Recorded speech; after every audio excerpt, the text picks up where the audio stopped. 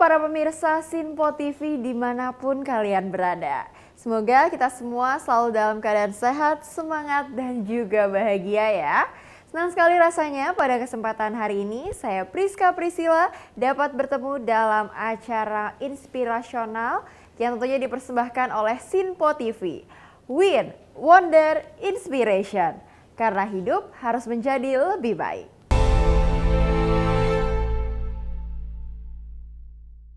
Di kesempatan kali ini tentunya kita akan didatangi oleh dua orang panelis yang tentunya akan menemani saya dalam pembicaraan topik hari ini yang tentunya sangat menarik.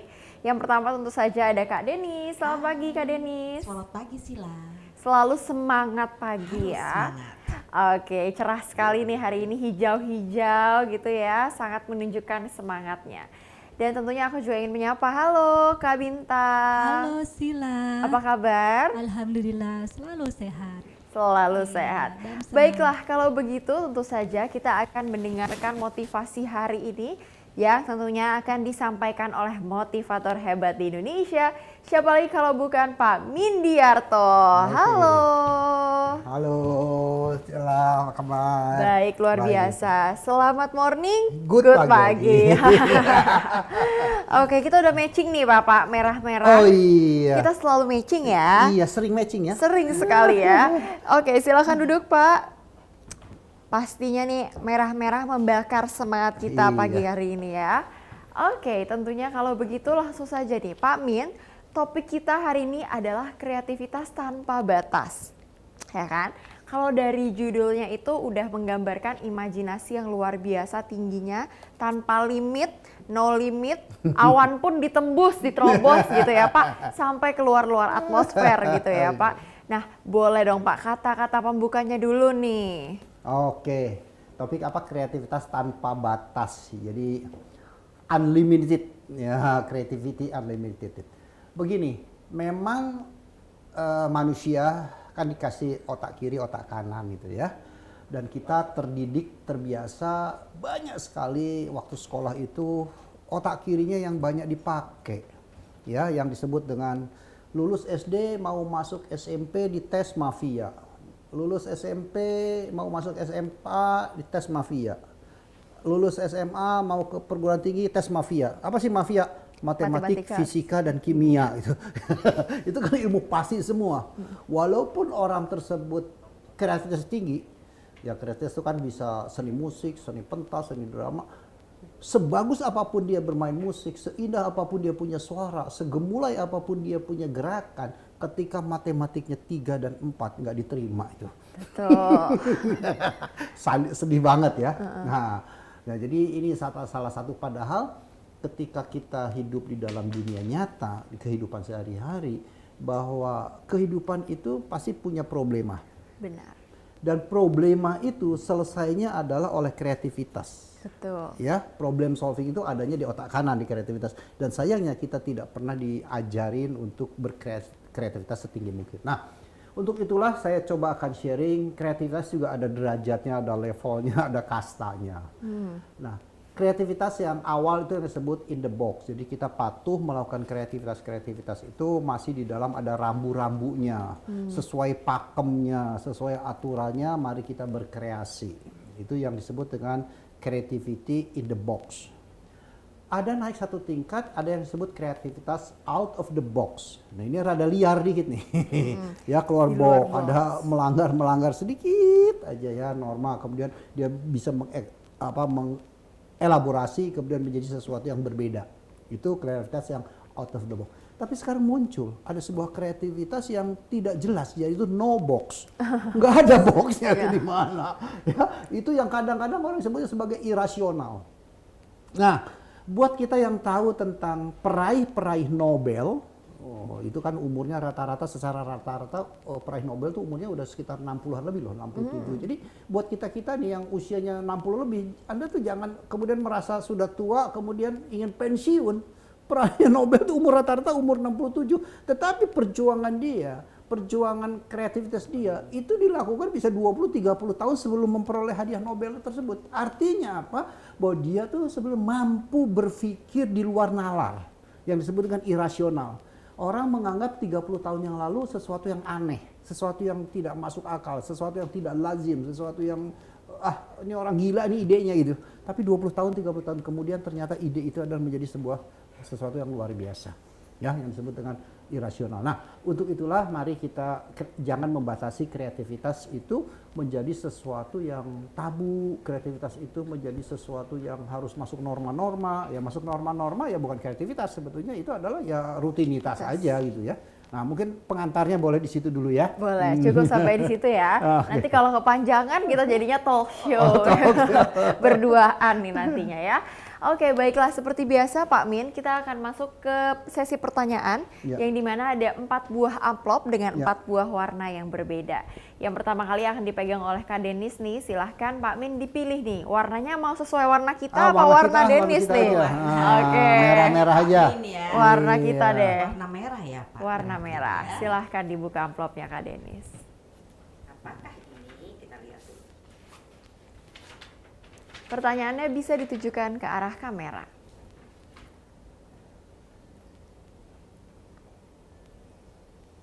Baik, silahkan dibacakan dari pertanyaan yang pertama. Oke, dari pertanyaan amplop merah ya. Pak Min, bagaimanakah cara memiliki kreativitas tanpa batas agar hidup menjadi lebih produktif? Gini, baik. Bagaimana ya menciptakan kreativitas tanpa batas? Satu, orang memang terlahir secara prinsip dulu ada kecenderungan dominan otak kiri yang dipakai atau otak kanan yang sudah diciptakan Tuhan. Ini rada darah seni deh. Nah, dari lahir sudah ada otak kanan ya, dominan. Kemudian ada seseorang yang memang kuat di matematik, kuat di bahasa, oke, ini sudah terlahir otak kiri. Pertanyaan, apakah kemudian tidak bisa? Bisa dengan cara dilatih. Jadi melatih kreativitas ada sebuah proses, ada sebuah kegiatan, ada sebuah cara untuk selalu berpikir kreativitas. Contohnya begini, ketika ada satu masalah A, jawabannya A aksen. Nah kita sekarang mari mencoba selalu ketika ada masalah A, jawabannya jangan A aksen deh. Ada nggak jawabannya B, jawabannya C atau jawabannya D? Nah ini dilatih dulu. Dilatih, setelah ketemu latihan varian-varian tersebut, baru kita cari mana yang terbaik solusinya. Itu satu hal.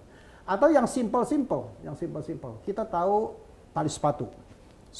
Tali sepatu diciptakan dan dibikin untuk ya sepatu, ngikat. Bisa nggak kita berkreasi bahwa tali sepatu itu tidak untuk sepatu?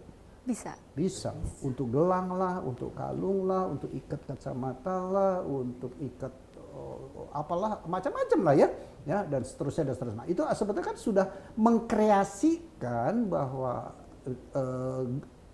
tali sepatu itu tidak hanya untuk sepatu. Atau gelas, kita tahu gelas itu untuk minum. Tapi kalau orang kreatif beli gelas belum tentu untuk minum. Betul. Bisa buat vas bunga, biar tempat ikan yang kecil, bisa buat pot, bisa buat hiasan lampu, kemudian disorot dan sebagainya. Nah itulah latihan-latihan bagaimana orang bisa kreativitas. Nah, sekarang pertanyaan tanpa batasnya gimana kreativitas itu? Ya tentunya kita perlu merenung, perlu melatih otak kanan itu dioptimalkan. Nah melatih otak kanan itu seperti apa? Biasanya korelasinya ya otak kanan itu dengan anggota tubuh ya, itu dengan bagian kiri. Jadi cobalah belajar kalau pegang tas tangan kiri, coba kalau buka handle pintu pakai kiri. Nah ini melatih nih sebetulnya. Apakah benar atau tidak ya nanti bisa dilihat lah ya. Tapi setidak-tidaknya ketika bagian tubuh ini banyak kiri digunakan, kecenderungan kreativitas itu akan sedikit bertambah gitu. Oke. Wah, baru satu pertanyaan, jawabannya sudah panjang kali lebar ya. Sudah out of the box gitu pertanyaannya ya. Oke, kita lanjut nih ke pertanyaan kedua. Kak Denis silahkan. Kedua, apakah ada materi tertentu yang dapat dipelajari agar seseorang memiliki kreativitas tanpa batas, Pak? Caranya nih Pak. Ada teknik-teknik kreativitas tanpa batas, ada di pelatihan tentang yang contoh beginilah, yang paling gampang. Kita mengenal pelatihan yang disebut dengan outbound ya. Outbound. Nah sebetulnya outbound itu buat saya itu ada tiga bagian. Ada yang disebut dengan teamwork building. Outbound itu kan bagaimana membangun teamwork. Ada lagi juga yang disebut dengan creativity building, bagaimana membangun kreativitas.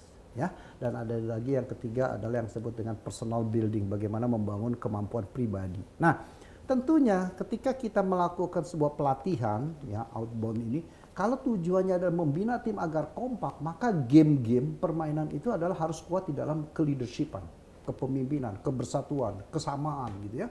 Namun ketika outbound itu tujuannya ingin menciptakan tim saya yang kurang kreatif supaya kreatif, maka outboundnya itu harus didesain sedemikian rupa bahwa kreativitas di dalam outbound itu akan muncul, yang akan menjadi sebuah game. Apa bentuk gamenya? Sangat banyak kreativitas, gitu, sangat banyak kreativitas. Contohnya bagaimana Anda membangun rumah dari sedotan aja loh.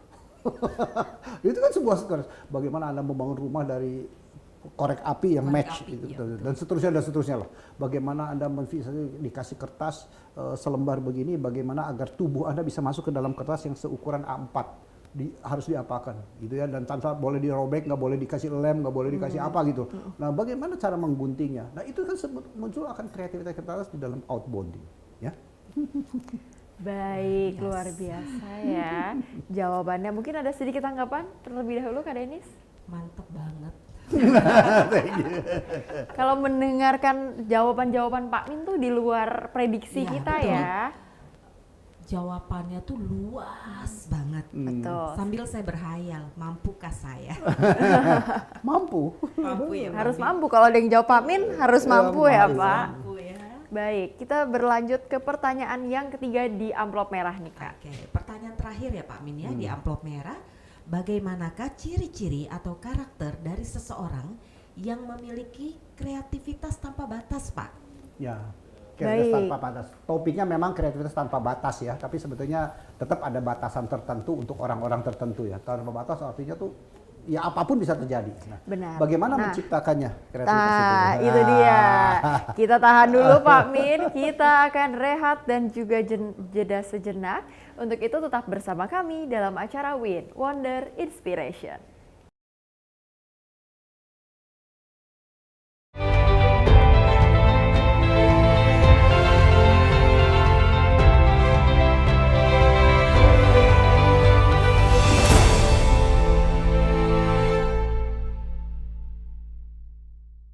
Halo pemirsa Sinfo TV, kembali lagi dalam acara Win, Wonder, Inspiration bersama saya Priska Priscilla. Karena hidup harus menjadi lebih baik. Baik Pak Min, tadi sudah ditanyakan ya Pak, bagaimana ciri-ciri seseorang yang memiliki kreativitas tanpa batas. Nah gimana tuh kira-kira Pak Min? Oke. Kalau dari segi behaviornya ya, kalau ciri-ciri perilaku orang yang kreatif pasti memiliki sebuah darah seni. Jadi kalau orang tersebut memiliki sebuah darah seni, semakin tinggi tingkat seninya, biasanya cenderung rada-rada mendekati seniman. Enggak ya. Perilakunya ketika berbicara biasanya jarang mau menatap wajah. Jadi eye contact-nya agak lost gitu ya. Itu satu. Kedua, ketika berbicara juga ada kecenderungan perilaku-perilaku tertentu adalah dia ingin menutup mulut gitu ya, menutup muka begini ketika berbicara gitu ya. Itu dua hal yang menonjol. Hal yang ketiga yang menonjol lagi ketika orang bicara yang kreativitas itu adalah ketika proses komunikasi dia akan mengandalkan bukan proses hearingnya ya, audionya, tetapi dia akan bicara tentang visualnya, menggambarkan. Maka ketika kita bicara atau proses jualan umpamanya dengan orang pelanggan kita atau prospek kita adalah karakter orang seni, orang kreativitas, itu tidak cukup, tidak senang dengan kata-kata, dengan teks, dengan narasi, tapi dengan gambar. Jadi, wah Bapak akan dapat untung gede ya, tulis aja, tulis $1, segepok. Wah pertumbuhan kita akan hebat ya, kasih grafik gitu loh. Nah itu adalah ciri-ciri karakter orang seni. Dan kemudian kadang-kadang kalau orang seni juga akan dalam berpakaian, kalau sudah rapihnya nggak kira-kira. Detail rapi, semua dari segi matchingnya pakaian, matchingnya sepatu, meja, kalau di tempat kerja ya kerapian. Tapi kalau sudah not matching itu ya berantakan total di dalam berbagai masalah di kerjaan, termasuk berpakaian.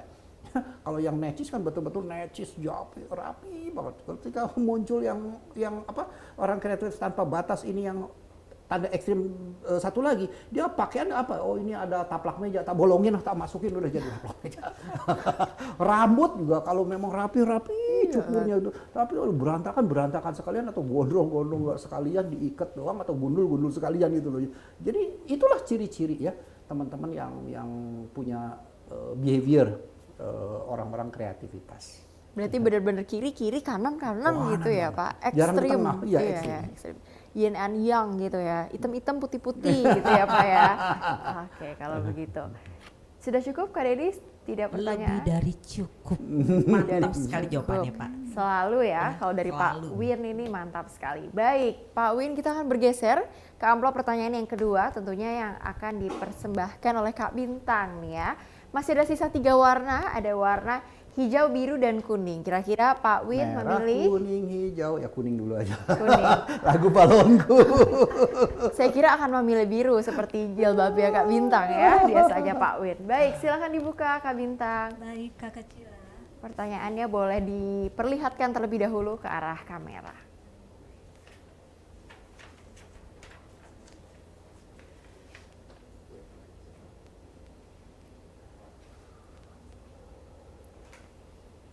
Baik, bisa mulai dibacakan dari pertanyaan yang pertama.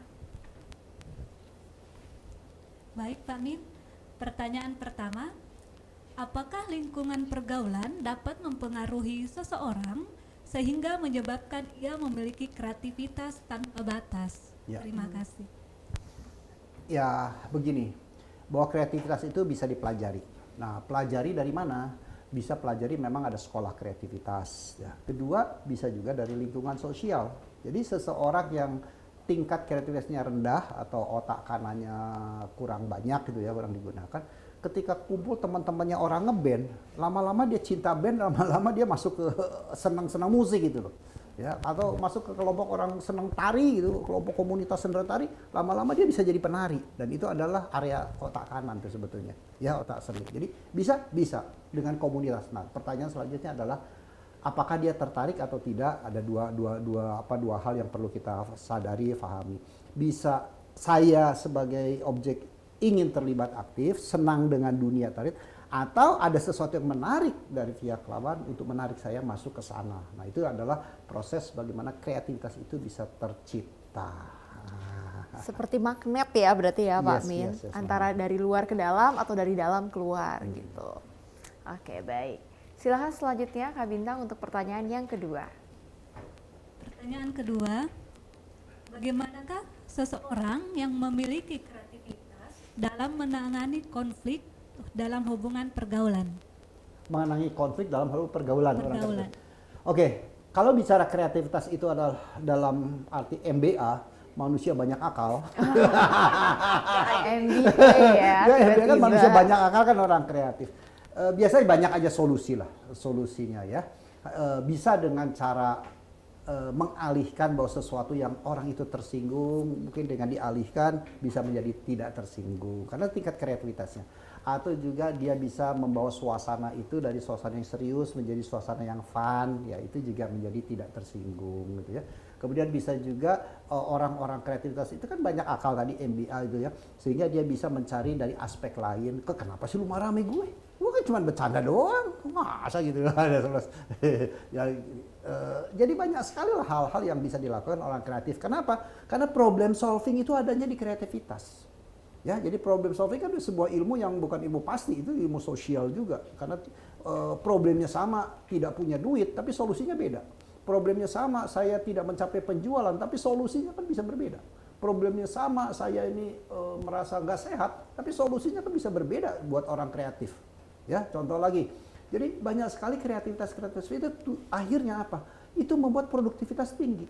Ya, contoh, kenapa sih ada lift? Itu pasti itu dimunculkan dari orang kreatif. Gimana ya supaya saya nggak usah manjat tapi nyampe atas gitu loh. Oh iya, bikinlah lift gitu loh ya. Kemudian ada lagi kreativitas. Bagaimana ya saya supaya saya nggak bisa nyanyi tapi saya pengen nyanyi. Muncullah karaoke. Itu kan gara-gara orang kreatif gitu loh ya. Saya nggak bisa nyanyi, nggak perlu burus nyanyi, tapi saya pengen bisa nyanyi ya. Muncullah karaoke kayak gitu-gitu loh. Ya, apalagi sekarang dengan dunia AI yang luar biasa, Anda mau jadi apa juga bisa lah. Mau jadi mukanya mirip artis siapa juga bisa loh.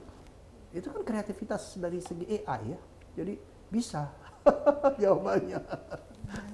Oke, baik. Gimana mungkin Kak Denis ada tanggapannya terlebih dahulu? Pak, saya boleh tanya lagi Pak, seorang yang kreatif itu apakah dibutuhkan tingkat IQ yang tinggi atau orang yang biasa-biasa aja bisa menjadi seorang yang kreativitasnya tanpa batas? Gini, orang kreativitas itu pasti ada yang punya IQ rendah, IQ tinggi gitu. Hanya saja nanti ketika IQ rendah ya kreativitasnya level rendah juga. Hasilnya yang menentukan ya Pak ya. Ya orang semakin IQ-nya tinggi, maka kreativitas itu juga akan menjadi kreativitas yang sangat tinggi. Ini akan kelihatan di mana? Ini akan kelihatan sekali ketika kita lihat stand up comedian itu loh. Ya, stand up comedian yang dia sama-sama belajar ilmu komedi, ilmu stand up komedi, tetapi yang kreativitas tinggi, dia paham aturan mainnya seperti apa. Dengan cara apa? Dia akan membuli dirinya sendiri. Tapi ketika kita masuk ke dalam orang yang kreativitas rendah, dia akan membuli orang lain itu loh. Jadi yang dibully orang tingkat lain. kecerdasannya di situ ya Pak ya. Akan nampak itu satu. Terus kedua juga kalau kita mengenal dunia magic, bukan magicnya yang nyeremin ya, dunia magic Magician. Sulap. Itu kan yang paling sederhana ya tetap kreativitas, tapi sampai ke illusion orang hilang, terus tahu-tahu muncul gajah di tengah-tengah stage, itu kan sebuah titik kreativitas yang levelnya level kasta tinggi gitu ya. Tinggi. Ya, Karena itu IQ-nya tinggi ya Pak. pasti IQ-nya juga tinggi. Ada korelasinya lah. Ada korelasinya. Terima kasih Pak. Baik, terima kasih. Baik, kita kembali lagi ke Kak Bintang. Sepertinya masih ada pertanyaan lagi ya. Ya, Baik, betul silakan sekali. dibacakan Kak Bintang. Baik. Pertanyaan ketiga, Oh. apakah seseorang yang memiliki kreativitas tanpa batas dapat berubah seiring dengan waktu dan hubungan pergaulannya, Pak? Tanpa Masalah batas kemudian dimensi. berubah kemana nih? Berubahnya. Antara makin kreatif atau makin tidak kreatif ya, Pak ya? Karena mungkin. berubah kan dari terlambat 5 menit menjadi terlambat 10 menit kan berubah juga tuh. Ya, oke. Saya coba menerka-nerka aja pertanyaan dari audiens itu, apakah orang kreativitas tersebut bisa berubah sesuai zamannya gitu ya. Iya.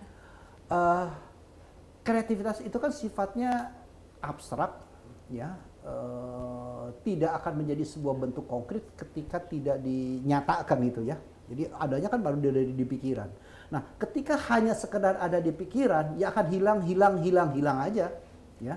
Nah, kreativitas itu akan muncul menjadi sesuatu yang konkret ketika menjadi sebuah proses kerja, menjadi sebuah produk, menjadi sebuah jasa, itu akan menjadi berkelanjutan. Nah, pertanyaan, akan hilang nggak? Ya hilang seiring dengan otak kita nggak dipakai. Kreativitas kita nggak digunakan, ya hilang otomatis. Jadi orang sekreativitas apapun, ketika berhenti berpikir, berhenti berkreativitas, ya habis berhenti di situ. Maka harus terus Berhenti dilakukan. kreativitasnya loh ya. Oke. Maka dia akan melakukan aktivitas-aktivitas yang non kreatif, yang rutinitas saja. Oke, berarti harus dilatih ya, Pak? Dilatih dan berkesinambungan kalau kita bicara dalam konteks ingin berkelanjutan, karena pisau itu akan semakin tajam kan ketika diasah gitu. Dan diasah itu adalah prosesnya ketika melakukan eksekusi ya, Betul. melakukan aktivitas itu ya. Nah, berbicara tentang dilatih nih, Pak. Min, sebenarnya harus dari umur berapa sih seseorang itu dilatih tuh tingkat kreativitasnya? Sejak usia berapa? Sejak dia sudah bisa berpikir. Ya, sejak usia berpikir. Usia apa? Usia mulai dari balita. Dia sudah bisa berbicara, dia sudah bisa mikir, dia sudah bisa... Contohnya paling simpel, bayi sudah ada kreativitas, sudah ada. Salah satu cara kreativitas komunikasi dia ketika lapar nangis. Kan dia nggak ngomong, mama lapar, kan nggak nangis. Itu bentuk kreativitas. Ya. Atau ketika dia... nggak enak badan, nangis gitu ya. Dan itu adalah bentuk salah satu kreativitas yang simpel yang terjadi secara alami. Nah, apakah bisa terjadi? Sangat terjadi. Saya punya pengalaman juga, putri saya dulu sekolah ranking 3. Ranking 5. Oh, oke. Sekolah ranking 5. Saya kan iseng nanya, bisa nggak kamu jadi ranking 3? Bisa, dia bilang. Kalau otak kiri yang bekerja, ranking 3 apa? Bagaimana caranya supaya jadi ranking 3? Kan gitu ya, ya rajin dong belajarnya, semakin aktif, semakin tekun supaya bisa naik ranking 3, ulangan supaya bagus terus kan nilainya 10. Oke, anak saya enggak. Ya itu ranking 1-2-nya suruh berhenti aja langsung naik ranking 3 gitu. Nah itu kan kreativitas. Betul, betul, betul. Betul. Gimana gitu loh. Ini contoh-contoh saja, contoh-contoh. Kemudian ada lagi anak-anak kecil sebetulnya yang alami-alami itu ya. Kalau kita pupuk itu bagus. Ketika bisa, hari ini makan di luar ya mah. Tuh kebun tuh di luar tuh. Jawab ya. Di luar pintu rumah juga di luar ya, Pak. Atau ketika iseng-iseng kita tadi ngobrol-ngobrol, terus tanya, Pak Min, rumahnya di mana? Ya ditinggal. Tinggalnya di mana? Di rumah. Muter kan bulat. Enggak nanya. Itu kan sebetulnya jawaban kreativitas. Kalau tanya rumahnya di mana akan nyebutkan alamat atau komplek itu ya lokasi. Nah ini contoh-contoh lah orang kreativitas contoh. Kemudian kalau kita nanti break, contoh break. Kalau ada lagi meeting break, saya sering iseng juga. Ini ada lemper ya, iya. Lemper isi apa gitu. Nah, orang-orang otak kiri jawab lurus kan, lemper isi apa? Oh, daging ayam. Betul kan? Betul. Oh, saya bilang enggak, lemper tuh isi perut. Mengisi kekosongan ya Pak Min di Lemper perut. isi perut, isinya lemper baru daging ayam. Betul. Nggak ada yang salah juga ya Pak. Nggak ada yang Nggak ada yang salah. Tapi imajinasi untuk menjawab seperti demikian ini adalah membutuhkan sebuah kreativitas. Betul sekali. Dah, sebelum berlanjut ke segmen berikutnya, kita akan jeda sejenak. Tetap bersama kami di WIN, Wonder Inspiration.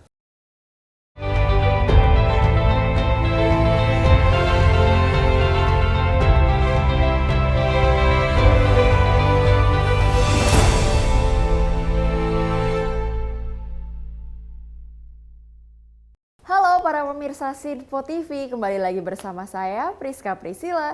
Tentu saja masih dalam acara WIN, Wonder Inspiration. Nah, Pak Min, kembali lagi nih Pak. Tadi kita udah membahas mengenai ciri-ciri orang yang memiliki kreativitas out of the box, harus dilatih dari umur berapa dan bagaimana caranya. Kita akan lanjut lagi nih ke pertanyaan berikutnya. Ada dua nih Pak. Ada biru, ada hijau Pak. Ya udah biru saja. Oh biru saja. Biru saja. Berkebalikan ya kali ini ya, biar tidak sesuai warna bajunya gitu ya Pak. Mau yang berbeda ya Pak ya? Iya. Silahkan, pertanyaannya ditujukan ke arah kamera. Baik, ditahan sejenak. Dan silahkan dibacakan dari pertanyaan yang pertama, Kak Denis. Oke, dari amplop biru, pertanyaan yang pertama. Pak Min, apakah seseorang yang memiliki kreativitas tanpa batas dalam pekerjaan juga memiliki karakter yang baik dalam penilaian atasan, Pak? Oke. Baik. Jadi orang memiliki kreativitas di dalam pekerjaan apakah mendapatkan penilaian positif atau baik? Tergantung kreativitas itu dipakai untuk hal positif atau negatif itu loh. Ya. Contoh hal yang positif tentunya akan bagaimana meningkatkan kinerja, performa dipakai, efisiensi lah, produktivitas lah, bertumbuh besar lah, itu positif. Negatif kan bisa juga dipakai gimana supaya gua akalin bos kita nggak tahu itu.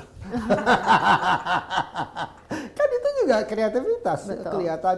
Kelihatannya sibuk tapi nggak ada hasil gitu. Nah, jadi apakah bisa berdampak negatif? Bisa. Apakah bisa berdampak positif? Ada. Tapi tentunya kalau kita kaitan dengan performance kita, dengan kinerja kita, kehidupan sehari-hari, tentunya akan memberikan dampak positif. Walaupun kreativitas itu tadinya negatif, tetapi bisa memberikan dampak positif. Contohnya kayak tadi, udah malas sehingga muncullah elevator, muncullah lift gitu ya. Malas belajar nyanyi lama, akhirnya Karaoke. muncullah karaoke. Atau sekarang lagi, saya bukan pengarang lagu, saya nggak ngerti tapi saya pengen banget ya lagu tentang diri saya gitu. Nah, sekarang sudah ada AI-nya juga, bisa menjadi seorang pengarang lagu, keluar sampai sesyair-syairnya, musik-musiknya sampai ke notasinya gitu. Ya, itu kan kreativitas gara-gara orang tersebut ingin mencari kemudahan. Jadi kreativitas tujuannya adalah selain menciptakan seni, sesuatu yang baik, juga sebetulnya menciptakan produktivitas ya, agar bisa bekerja lebih baik. Nah, saya punya pengalaman teman-teman juga yang dia pengusaha UKM. Kalau kita lihat bikin klepon contohnya. Kalau UKM kan pasti itu si bahan itu kan dicomotin satu, kalau ingin yang perfect tuh ditimbangin satu-satu supaya ukurannya menjadi sama kan, beratnya sama. Tapi kalau bikinnya 10 ya oke lah, nih bikinnya 1000. Nah, mulai Kan pegal. tangan nih bisa banyak. Nah, muncullah sebuah kreativitas. Gimana nih ukuran sekian gram ini agar bisa dengan cepat kerja? Muncullah pikir ya, apa? Oh, pakai paralon aja. Paralon ada lubangnya, kemudian kalau ukuran sekian gram dimasukin paralon, tingginya segimana? Oh, tingginya sekian senti. Sekarang dipotong sekian senti, bikinnya 50. Wah, paralon 50 sekali cetak 50 jadi selesai. Jadi Dari sini efisien. sama. Jadi efisien. Gara-gara kreativitas itu. Ya, jadi kreativitas adalah banyak juga aspek di dalam problem solving. Ya, selain improve performance tentunya ya. Baik, menarik sekali ya tentunya idenya di luar nalar kita nih Kak Denis. Baik, kita lanjut ke pertanyaan yang kedua boleh Kak Oke, Denis. pertanyaan kedua ya Pak. Apakah manfaat kreativitas tanpa batas bagi seseorang dalam pekerjaan? Manfaatnya. Kerjanya santai loh. Kerjanya santai loh. Ya, saya termasuk perilaku orang frontliner. Dengan kreativitas saya bisa perform, bisa jadi the best di dalam karyawan ya, the best salesman, the best, karena bicara kreativitas. Bagaimana saya menjual distribusi dengan cepat. Kemudian kreativitas apalagi tanpa batas. Banyak orang senang. Mungkin sepintas lah ya, sepintas ya. Ini saya punya jaket ini kan sebetulnya kan kreativitas juga dari batik yang saya miliki, beli, kemudian saya ingin diaplikasikan menjadi batik aplikasi. Dasarnya hitam, kemudian ini bisa kreativitas. Saya tuntut desainernya, keponakan saya adalah bagaimana Anda bikin satu jas tetapi bisa 3 fungsi. Ini bisa 3 fungsi, nanti ditekuk apa ini kerahnya tekuk menjadi 2, terus nanti bisa terbuka dan sebagainya. Ini bisa 3 kali, tiga versi yang berbeda dalam satu baju. Ini kan sebuah kreativitas menurut saya, dan itu bisa terjadi di banyak aspek, termasuk saya sering hobi masak, termasuk saya berkreasi masak juga.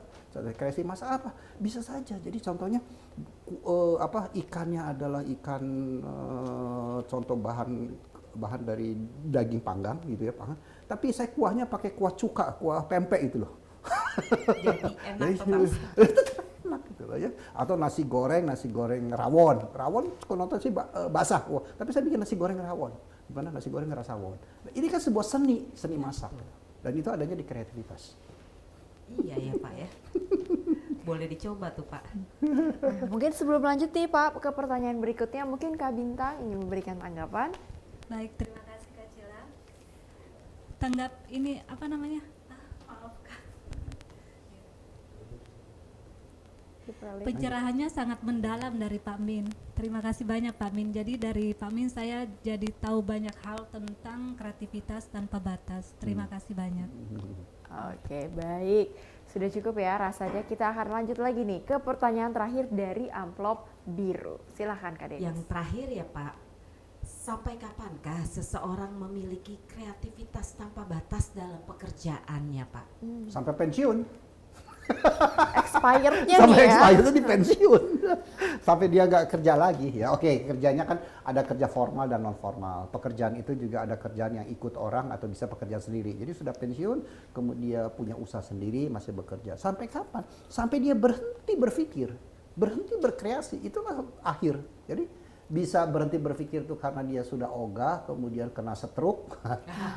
Bisa juga ogah karena mungkin yang Bosan. puasa lebih sayang sama dia. Kan itu kan berhenti kan, atau juga dia sudah merasa udah capek ngapain mikir-mikir, pengen santai-santai aja. Padahal ketika otak nggak dipakai, kepikunan itu sudah mulai datang loh.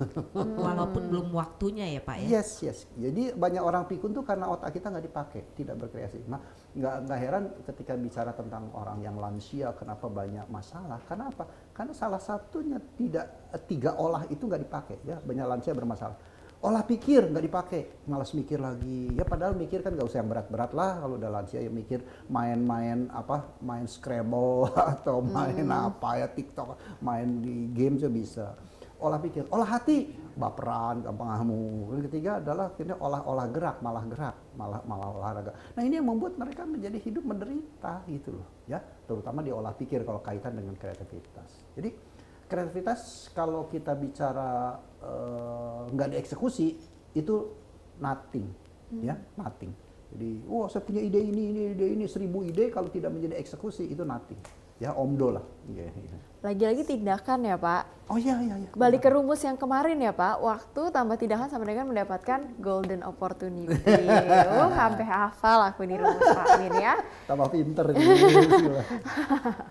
Oke, gimana Kak Denis, apakah ada tanggapannya? Sangat puas Pak jawabannya, mantep banget lah. Terima kasih. Semoga para pemirsa tentunya juga puas ya dengan jawabannya ya Kak Denis pastinya, karena Pak Min ini selalu memberikan jawaban-jawaban yang tidak kita bisa prediksikan, di luar prediksi BMKG gitu ya. Oke, kalau begitu kita berlanjut ke amplop yang terakhir atau masih ada pertanyaan lagi Kak Denis? Sementara belum. Sementara belum, baik. Mungkin kita boleh berlanjut ke amplop yang terakhir nih. Tersisa satu buah amplop yang warnanya hijau. Oke. Coba kita buka, silahkan Kak Bintang.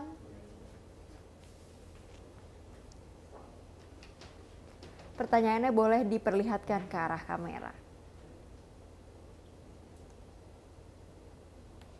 Baik, 3 pertanyaan terakhir dari para audiens nih ya. Pak Min, kira-kira apa sih pertanyaan yang pertama nih dari Kak Bintang? Silahkan. Terima kasih. Pertanyaan pertama dari amplop hijau, Pak Min. Yang pertama, lingkungan seperti apakah dalam keluarga yang harus diciptakan agar terbentuk kreativitas tanpa batas? Lingkungan keluarga ya. Iya. Satu pasti orang yang memiliki tingkat kreativitas tinggi itu harus menjadi agent of change-nya ya, agen perubahan agar orang itu mau kreatif. Ya. Dan kedua juga niatan tentunya dari masing-masing pihak, betapa pentingnya kreativitas. Kadang-kadang orang malas berkreatif itu karena kan malas mikir, gitu ya. Betul. Karena tidak belum menemukan manfaat akibat kreatif. Nah, orang kreatif itu sebetulnya bisa menciptakan kreativitas atas karya-karya dia.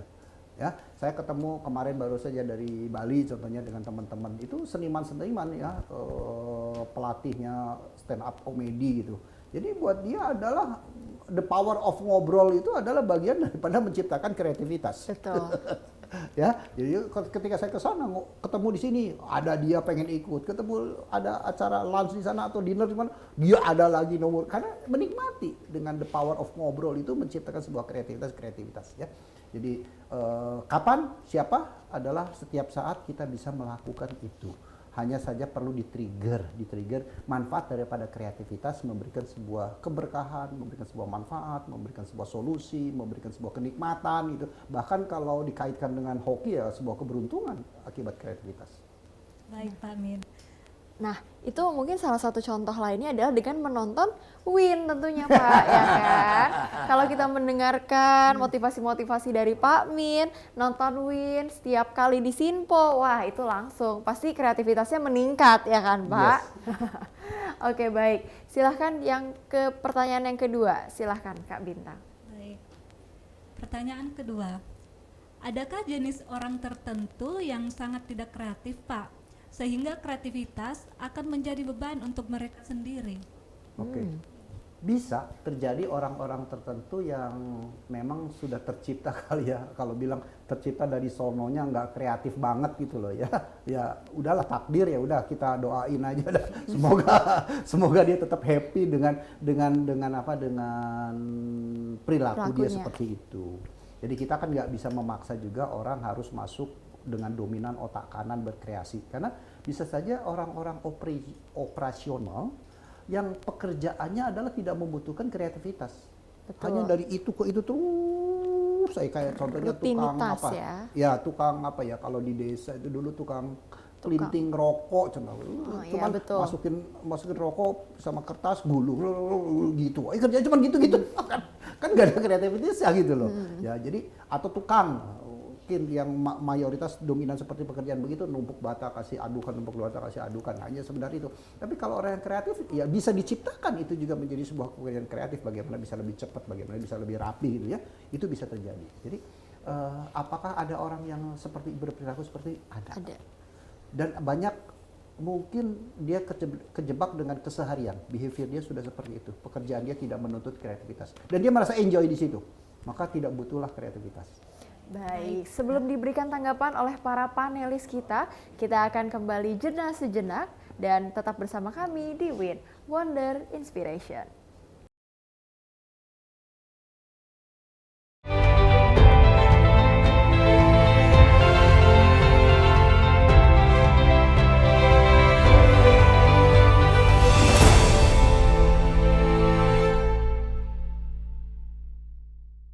Halo para pemirsa Sinpo TV, masih kembali lagi bersama saya Priska Priscilla, tentunya dalam acara Win, Wonder, Inspiration, karena hidup harus menjadi lebih baik. Baik Pak Min, tadi kita sudah membuka keempat amplop tersebut yang tersedia hari ini, tapi masih ada pertanyaan yang tersisa nih Pak ya. Yap. Oke, kembali lagi Kak Bintang, mungkin boleh dibacakan untuk pertanyaan terakhirnya. Baik, Kak Cila. Pertanyaan ketiga untuk amplop hijau, Pak Min. Bagaimanakah respon seseorang yang memiliki kreativitas tanpa batas dalam menjawab pertanyaan yang menyudutkannya? Orang kreatif tuh nggak ada matinya juga. Betul. Ada aja solusinya, jawabannya. Jawabannya bisa out of the box tadi. Jawabannya bisa nyeleneh, ya. Bahwa jawabannya juga bisa kembali ke si penanya yang mendesak gitu ya. Nah, ini Betul. tergantung berapa tinggi tingkat Kreativitasnya. kreatif dia. Yes. Jadi biasanya orang kreatif tuh nggak pernah punya merasa beban hidup ini bermasalah gitu loh. Karena dia bisa berkreasi. Apapun contohnya ya, nggak punya baju ya taplak jadi baju lah. Lo kan gitu kan? Ya saya nggak punya sisir ya udahlah keluar ya nggak usah sisiran pakai tangan tangan. digaruk-garuk begini udah keren gitu kan? Gitu loh ya. Atau nggak punya sepatu ya sudahlah ada sendal jadi sepatu gitu dan seterusnya ya. Nah, nggak punya celana pendek ya udah celana panjang ini udah lama butak tak gunting potong jadi celana pendek. Jadi orang seni itu bisa menikmati hidup dengan keseniannya itu, dengan kenikmatannya itu ya. Maka tadi behaviornya kan kalau mau nyeleneh ya nyeleneh sekalian. Dia kan tidak merasa bahwa Hidup itu. yang menarik itu adalah dia tuh tidak merasa ada batas kastanya. Jadi merasa dengan setiap orang tuh ada kesederajatan. Nah, cuman ada ciri-cirinya. Kalau orang kreativitas itu ya, orang darah seni tinggi itu ya, ketika sudah senang sama seseorang, digoda, dijelekin, dia nggak akan mempan. Dia tetap akan cinta sama orang itu dan senang. Gitu loh, ya. Tapi juga sebaliknya, ketika sudah benci sama seseorang, bilang bagus, dia nggak apa-apa bagus, tetap akan benci dibawa sampai kubur. Nah itu karakter-karakter biasanya seniman-seniman itu dan kecenderungan dia orang cerdas, kecenderungan berani ngasih advice walaupun tidak diminta di dalam hal dunia seninya. Oh ini jelek kok mau displaynya, oh ini jelek kok desainnya gitu. Dia akan memberikan sebuah respon. Ya walaupun bagus dan jelek sendiri adalah sebuah subjektif, ya. Baik, Pak Min, terima kasih. Mungkin Kak Bintang ingin memberikan tanggapan? Pencerahan dari Pak Min sangat mendalam karena dari situ kita bisa belajar bahwa kreativitas tanpa batas itu tidak mengenal waktu. Terima kasih. Baik, tentunya ya Pak Min ya. Karena dengan berepisode-episodenya program Win ini menunjukkan ya kan Pak Min kalau kita semua tetap memiliki kreativitas. Betul. Baik, tidak berhenti sampai situ saja Pak Min. Di sini masih juga ada beberapa pertanyaan nih yang ingin ditujukan oleh para panelis kita. Untuk itu Kak Denis mungkin ingin memberikan pertanyaan. Nah, ini Pak Min, sehubungan dengan kreativitas, ini pengalaman pribadi sebenarnya. Saya mungkin yang terlalu kreatif, tapi dulu dipandang dengan pimpinan saya, kebetulan pimpinan saya ini seorang yang orang eksakta, jadi seriusan Pak. Suatu hari, saya make up di kantor, dan saya memang tidak punya kotak make up saat itu. Saya ambillah plastik kresek, yang penting kan make upnya masuk gitu kan. Tapi menurut pimpinan saya, kamu itu kreativitasnya aneh gitu loh, masa pakai kantong kresek? Ya bagi saya itu ya sah-sah aja. Nah terkadang ini Pak Min, di dunia kerja yang saya merasa saya orang seni dianggap nyeleneh gitu loh Pak, walaupun memang saya bekerja di kantoran yang tertib, sementara saya berhadapan dengan orang yang seriusan. Gimana sih Pak ngadepin orang serius sementara nih jiwa seni kadang-kadang meronta-ronta gitu Pak, terlalu kreatif, berpikir menurut saya aman-aman aja. Menurut dia tuh ya harusnya pakemnya begini loh. Nah sebaiknya ngadepin pimpinan yang serius itu seperti apa Pak? Oke, ini orang-orang out of the box dihadapkan dengan orang-orang in the box ini Pak. Nah bagaimana ini cara mengatasinya dan solusi problem solvingnya Pak? Baik, gini, salah satu mungkin trik bagaimana berhadapan dengan orang seperti begini, jangan dibawa serius. Karena orang yang sangat follow the rules gitu ya, SOP, itu kan orang serius. Betul. Ya, kita perlu tanggapi dengan sersan. Oh, sersan. Serius tapi santai gitu ya. biasanya akan lebih mengena ketimbang kita ngomong serius lagi gitu loh. Nah, serius gitu.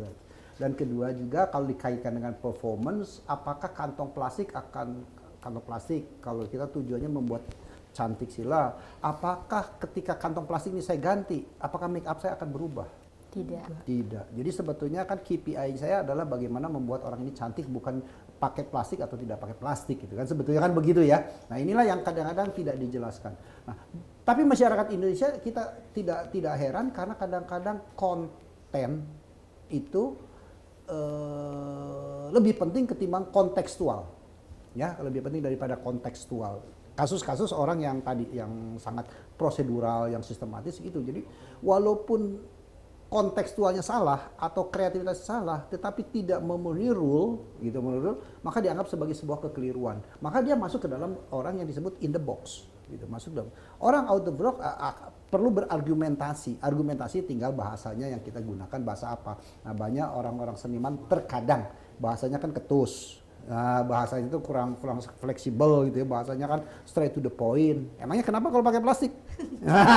Kan pertanyaannya kan gitu, ngebantahnya gitu kan, kan nyelekit, nggak enak itu didengar pimpinan. Oke, ya baik Pak, karena kalau jawabannya baik Pak, memang sebetulnya ini bukan tempatnya, tapi karena nggak ada saya manfaatkan plastik Karena yang ada. kepepet, Pak. Nah, jadi jawaban itu sebetulnya ada di orang-orang yang memang tidak terjadi pada orang-orang kreatif sebetulnya ya. Nah, maka sebetulnya ya penting punya otak kiri, otak kanan itu. Otak kanan kreasinya, otak kiri adalah untuk merasionalisasikannya gitu loh. Nah, ini perlu di-combine. Karena terlalu ke kanan juga nanti bisa menyendiri loh, hidup di hutan sendiri loh. Gitu ya. Nah Pak, tapi penyambung dari pertanyaan Kak Denis tadi nih Pak, bagaimana apabila ada seseorang yang membatasi dirinya, tidak ingin kreatif, tidak ingin out of the box, ingin hidup sesuai rutinitas dan jalurnya saja? Ya, nggak apa-apa, biarkan dia hidup seperti itu aja. Karena kita kan tidak punya juga tanggung jawab untuk merubah dia gitu ya. Kecuali kalau apalagi pekerjaan dia adalah pekerjaan yang sifatnya sangat prosedural, SOP gitu. Contohnya adalah mungkin teman-teman finance, accounting, itu kan kecenderungan otak kiri dipakai patuh terhadap SOP. Tapi orang-orang kreatif, orang-orang desain, orang-orang produksi, orang-orang marketing, itu kan cenderung otak kanan dipakai. Maka ketika kita rekrut pun, mungkin untuk departemen tertentu, otak orang yang senang dengan prosedural, itu baik gitu loh, selama pekerjaannya itu. Tapi ketika orang prosedural disuruh jadi orang yang kreatif, ini macet gitu. Atau sebaliknya ya. Jadi nanti kalau sebaliknya orang kreatif dipakai orang yang prosedural gitu, ini kan aturan bisa kacau balau, aturan bisa diacak-acak gitu. Juga nggak baik. Wow, disiasati. Jadi tidak ada salahnya dengan mereka-mereka yang lurus-lurus dengan tidak kreatif ya. Hanya saja biasanya orang yang begitu ya kecenderungan kaku ya, bahwa kalau tidak bisa ya sudah tidak bisa. Nah, tapi kalau orang kreatif itu kan Lebih fleksibel ya Pak? Fleksibel dan banyak alternatif. Contohnya kalau kita bilang, coba kita bayangkan ada 4 kotak besar itu dibagi 4, jadi 4 kubus, 4 ke horizontal, 4 vertikal. Kalau ditanya orang linier berpikirnya, ada berapa kotak sih? Paling jawabannya 16 atau 17 paling banyak kan? Betul. Kan 4 ke sini, 4 ke sini, berarti kan sudah 16. Paling tambah luarnya 1, ya 17. Tapi orang kreatif itu jadi 30. Betul. Jawabannya nggak 16, nggak 17. Nah, inilah perbedaannya yang dari sudut pandang yang berbeda. Maka ketika kita bicara kreativitas itu tanpa norma, tanpa etika, maka disebut liar. Dan kita bisa buktikan. Kenapa bisa 30? Ya kita hitung saja 16, 17, nanti yang 2 di pinggir, 2 di kanan, 2 tengah, 2 di atas. Itu total 30 dan sudah saya hitung itu jadi 30 benar gitu. Biar nanti dunia semakin lebih berwarna dan dinamis ya Pak, tentunya Iya. dengan kehadiran orang-orang seperti itu. Iya. Baik, apakah Kak Denis atau Kak Bintang ingin memberikan tanggapan lagi? Aku udah cukup puas Pak. Sebenarnya sih ada 1000 pertanyaan Pak, tapi nanti di-keep dulu Pak. Dikirim aja ya. Dikirim ya Pak ya. Oke, baik. Jadi ada beberapa hal yang mungkin bisa saya tambahkan kaitan dengan topik kreativitas. Jadi kreativitas yang tanpa norma, tanpa etika, tanpa norma, etika, tanpa pakem gitu ya, itu yang disebut dengan liar. Dan kita tetap kreativitas perlu, tetapi paham dengan pakem, paham terhadap adat istiadat budaya. Contohnya pernah ada seorang yang bikin buku, itu kan sudah otak kanan. Kemudian bagaimana buku ini supaya mendapatkan sebuah kehebohan yang luar biasa, ya, menjadi sebuah crowded yang luar biasa. Dia ciptakan, betul terjadi crowded. tetapi melanggar daripada norma-norma. Contohnya buku itu dikirimkan ke seseorang temannya, saudaranya, kolega, dimasukkan ke dalam peti mati yang kecil. Buku kalau dimasukkan ke dalam bentuk peti mati, peti kecil. Nah, ini kan buat orang-orang tertentu peti mati kan bukan sesuatu Sensitif. untuk gift, sesuatu. Nah, ini yang saya bilang kreativitas tanpa Batas. jadinya liar, tanpa norma etika budaya itu jadi liar. Nah, itu satu. Kemudian juga ada kadang-kadang kreativitas nggak matching, nggak nyambung, ya norak namanya gitu loh.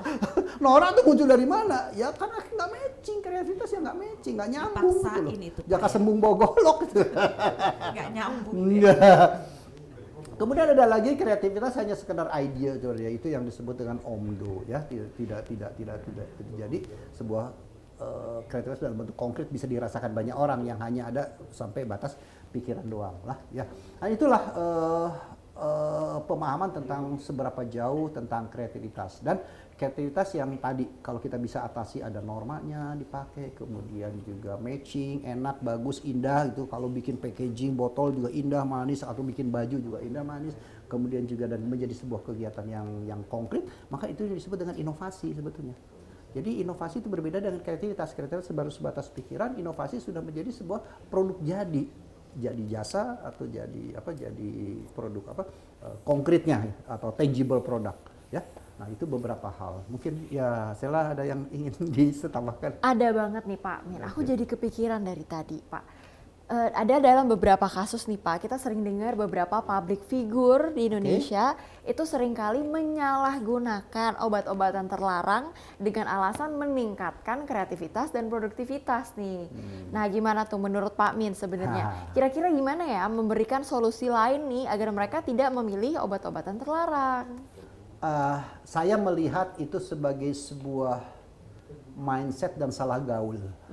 Mindset dan salah gaul. Sama ketika orang, aduh makan kalau nggak pedas kok rasanya belum makan gitu.